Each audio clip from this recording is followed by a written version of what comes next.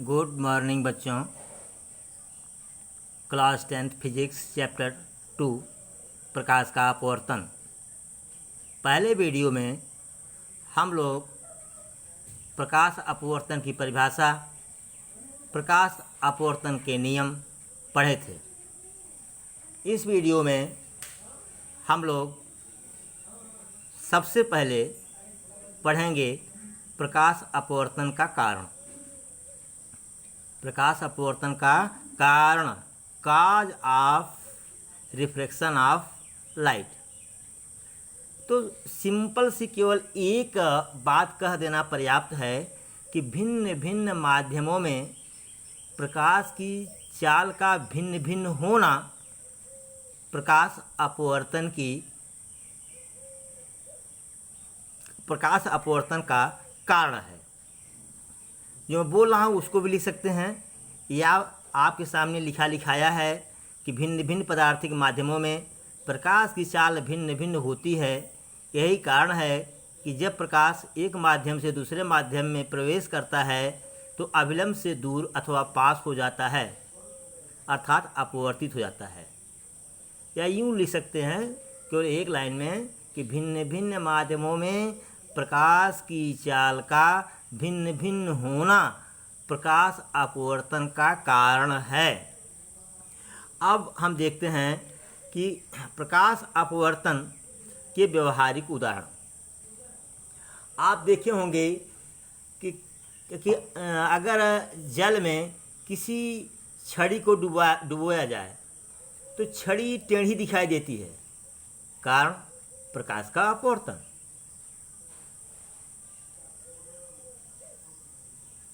यहाँ पर लिखा है हमने कि जल में डूबी छड़ी का टेढ़ी दिखाई देना।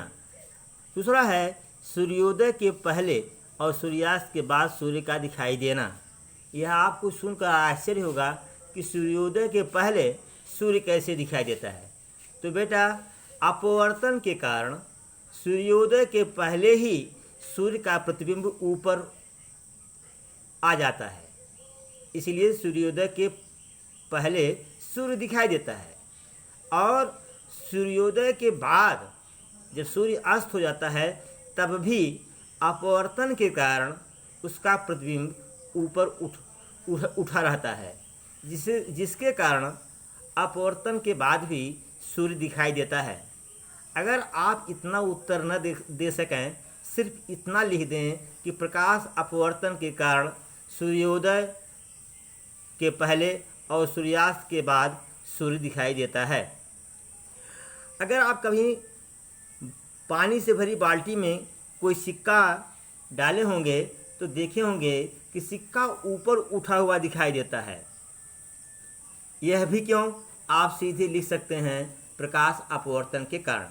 इस घटना को मैं समझाने की कोशिश किया हूँ।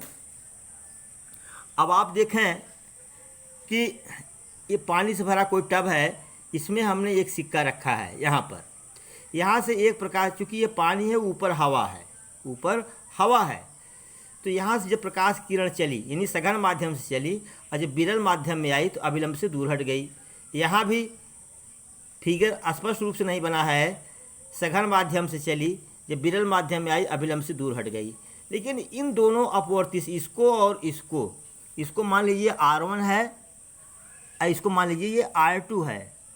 तो R1 और R2 को अगर पीछे की तरफ बढ़ाएं तो देखिए यहाँ पर अपवर्तित किरणें मिलती हुई मालूम पड़ रही हैं, इसीलिए यह सिक्का ऊपर उठा हुआ दिखाई देता है। कभी कभी आपसे क्वेश्चन पूछता है कि तारे आकाश में क्यों टिमटिमाते हैं? आप सीधा उत्तर देंगे कि प्रकाश अपवर्तन के कारण, सीधा उत्तर दे देंगे।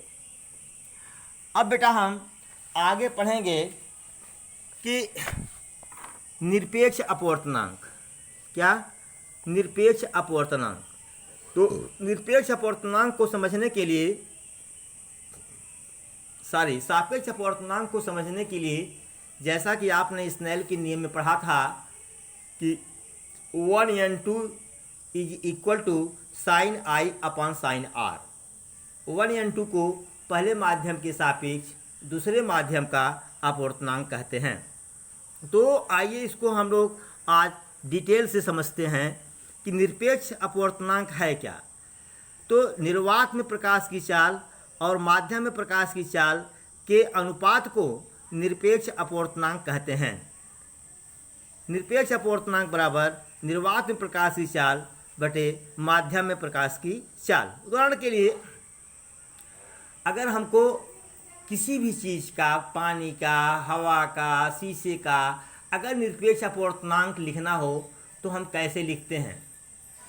देखिए, अगर हमें यह कहना हो कि निर्वात के सापेक्ष जल के अपवर्तनांक को हम NW से प्रदर्शित करते हैं, निर्वात के सापेक्ष शीशे के अपवर्तनांक को ANG से प्रदर्शित करते हैं। इसी प्रकार माध्यम निर्वात के सापेक्ष माध्यम 1 का निरपेक्ष अपवर्तनांक N1 से प्रदर्शित किया जाता है, माध्यम 2 का N2 से।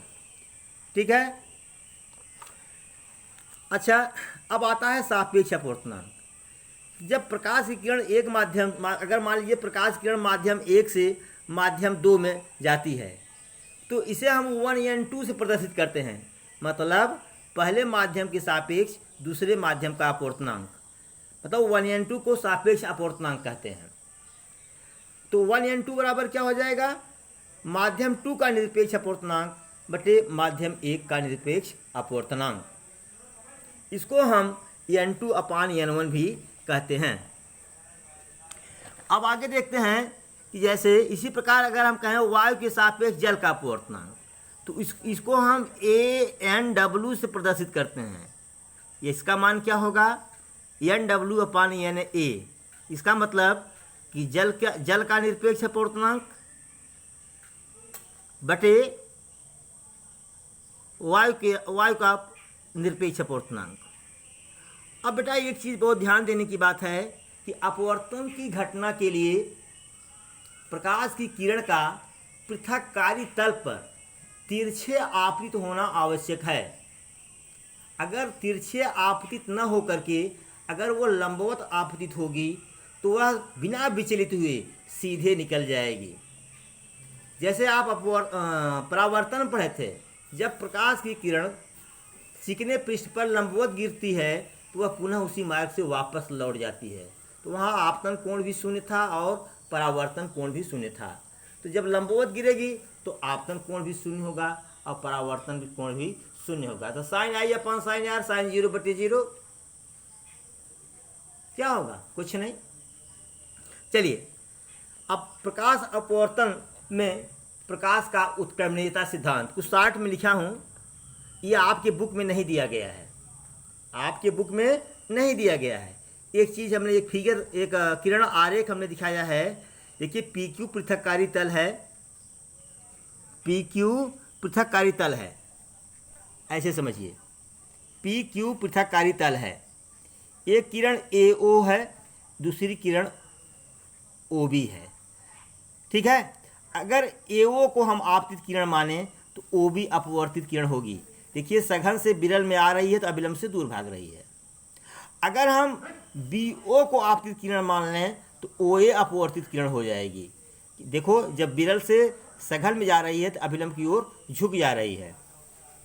यानी कहने का मतलब यह है, प्रकाश उत्क्रमणीयता का सिद्धांत, प्रकाश अपवर्तन में प्रकाश उत्क्रमणीयता का सिद्धांत यह कहता है कि अगर हम आपतित किरण को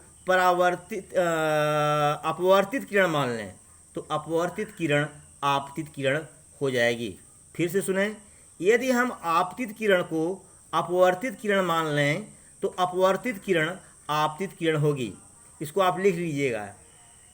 फिर से सुनिए, यदि आपतित किरण को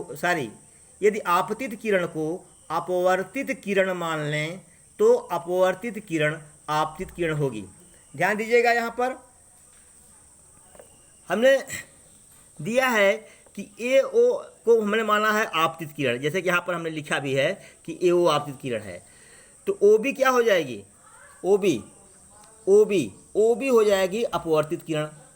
आपको पता है कि आपतित किरण और अभिलंब के बीच का कोण आपतन कोण होता है। यहाँ हमने लिखा है कि आपतन कोण बराबर आई, और अपवर्तित किरण और अभिलंब के बीच के कोण को अपवर्तन कोण कहते हैं। यहाँ लिखा है आर।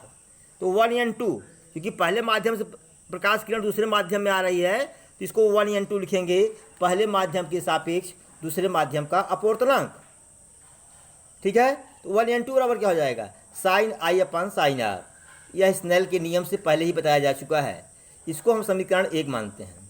अब चलिए, अब हम बी ओ को आपतित किरण मानते हैं और ओ ए को अपवर्तित किरण। यहाँ लिखा भी गया है कि बी ओ बराबर आपतित किरण और ओ ए बराबर अपवर्तित किरण। जब बेटा ओ बी आपतित किरण हो गई तो ये एंगल और क्या हो जाएगा, आपतन कोण। अगर जब ओ ए अपवर्तित किरण हो गई तो एंगल आई क्या हो जाएगा, अपवर्तन कोण। तो यहाँ हमने लिखा है कि आपतन कोण बराबर आर, अपवर्तन कोण बराबर आई।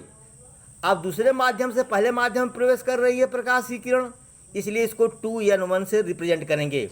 तो 2n1 बराबर क्या हो जाएगा, sine r upon sine i, sine r upon sine i. इसमें क्या था, साइन आई अपन साइन आर, उलट गया। अब दोनों को मल्टीप्लाई कर दिए, समीकरण नंबर 2, इसको 2n1 बराबर sine I upon sine r, sine r upon sine i, इसको समीकरण नंबर 2 हमने माना। समीकरण 1 और 2 का गुणा कर दीजिए, तो हमको क्या मिलता है,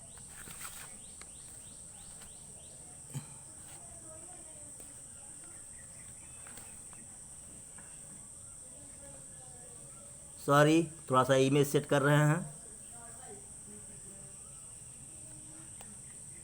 हाँ देखो, 1 एन 2 गुणे 2n1 बराबर 1 एन 2 का मान क्या है, sign I upon are. 2n1 का मान कितना है, साइन आर बटे साइन आई। देखिए साइन आर से कटेगा, साइन आई से कटेगा, बराबर 1 हो जाएगा। मतलब 1 एन 2 गुणे 2n1 बराबर 1। अगर पहला माध्यम हवा हो और दूसरा माध्यम क्या हो, जल हो, तो ए एन डब्ल्यू गुणे डब्ल्यू एन ए बराबर भी क्या होगा, 1। ठीक है, अब हम आपको कुछ क्वेश्चन सॉल्व कराते हैं। बेटा एक क्वेश्चन देखिए, दिया है कि यदि वायु के सापेक्ष जल का अपवर्तनांक 3/4 हो तो जल के सापेक्ष वायु का अपवर्तनांक क्या होगा।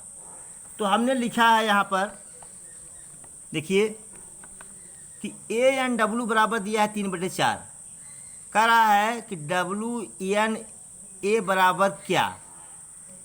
तो आपको अभी आपने यहाँ डिराइव किया है यहाँ पर कि ए एन डब्ल्यू गुणे डब्ल्यू एन ए, थोड़ा स्पष्ट नहीं है, पढ़ लीजिए, डब्ल्यू एन ए है ये, बराबर 1। तो डब्ल्यू एन ए बराबर क्या हो जाएगा, 1/a_n_w, 1/3/4 बराबर हो जाएगा 4/3। ये हो गया जल के सापेक्ष वायु का अपवर्तनांक। दूसरा क्वेश्चन लेते हैं उदाहरण के तौर पर, केवल उदाहरण है, सच्चाई नहीं है। वायु का निरपेक्ष अपवर्तनांक 1.5 है, जल का निरपेक्ष अपवर्तनांक 3.0 हो तो वायु के सापेक्ष जल का अपवर्तनांक क्या होगा। अर्थात एन ए बराबर दिया है 1.5 और एन डब्ल्यू बराबर दिया है 3.0। करा कि ए एन डब्ल्यू वायु के सापेक्ष जल का अपवर्तनांक, तो एन डब्ल्यू पानी एन ए होगा बराबर 3.0/1.5 बराबर क्या आया, 2। क्या आ गया, 2। इस तरह से बेटा आपका चैप्टर नंबर 2 समाप्त हुआ। अब हम अगला चैप्टर पढ़ेंगे लेंस। तब तक के लिए गुड बाय बाय।